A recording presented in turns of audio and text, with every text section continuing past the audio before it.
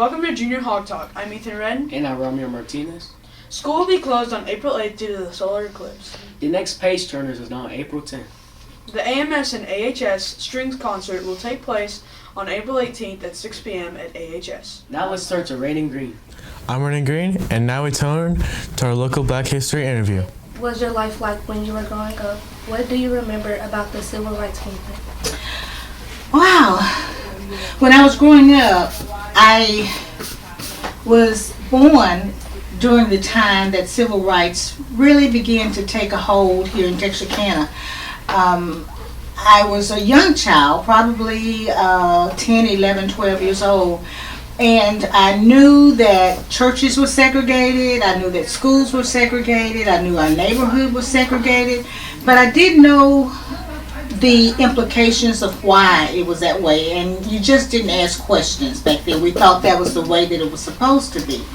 So then as I became a teenager and went to high school, we began to learn about the civil rights movement, and we learned about slavery and what caused it. And then I began to put two and two together, that the reason that we didn't worship together, we didn't go to school together, we didn't live in the same neighborhoods together, was because of segregation. And that's when the civil rights movement began to sort of take hold, so that blacks in our community and in the world, in the United States, could live under the same rules and regulations that white people did. So that was my first exposure to civil rights, I guess probably when I was in high school. If Dr. King were still alive today, do you think he would be pleased with the progress we have made in this country? Well, I don't really think that I can speak for Dr. Martin Luther King, but I can speak for myself, and I think that we had made some progress, or we have made some progress, but there's a lot of progress, but there's a lot more that needs to be done.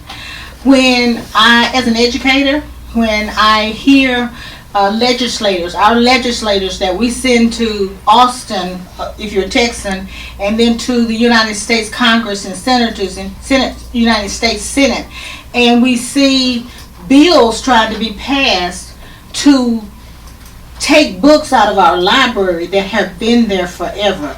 Books about slavery, books about famous African American people. I feel that our history is trying to be distorted, and our history is trying to be erased. When we see our legislators trying to pass bills against DEI, which is diversity, equity, and inclusion, where they don't want diversity in our schools, they don't want diversity in colleges. So in those aspects, I think that we're going backwards. I think we need to move forward as one people. And I don't think we can move together as one people if we have one faction here fighting one way and another faction fighting the other way.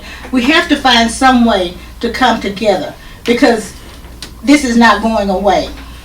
It's not going away. So we have to learn to live together and treat everybody with equity, with respect, and with love.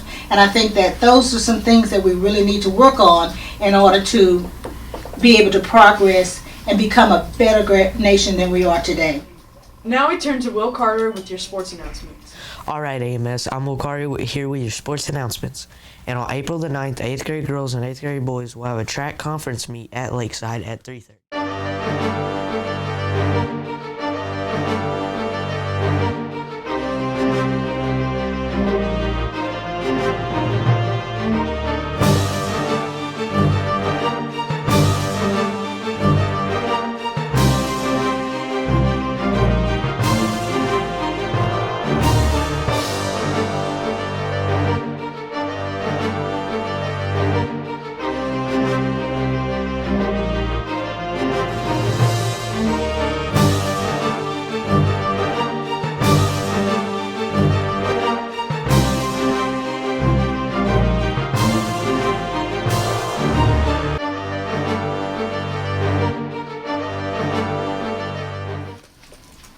Hey. Hey.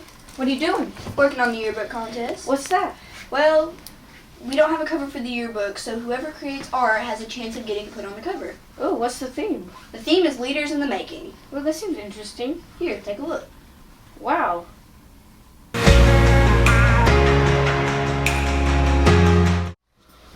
What do we need to do in the upcoming weeks to prepare for the Atlas test? My suggestion for AMS would be, first of all, please, please, please go to sleep at night. You got to have enough rest so that you have enough energy to go through the test completely and give it your 100% best that you can on the test. Also, make sure to eat breakfast. Make sure to stay focused. That would be my suggestions. How can students prepare for the Atlas test? The best way to prepare is to make sure that right now, currently in class, that you are on task, that you're asking questions that need to be asked. Also, a great thing to do would be when you're at home, just review over some of the simple things, especially when it comes to math and possibly science. On reading comprehension, you need to make sure that you are going home and maybe read to your parents or read to your little siblings, and then possibly go over and ask some questions or have them to ask you some questions about what you read. What can teachers do to prepare for the Atlas test?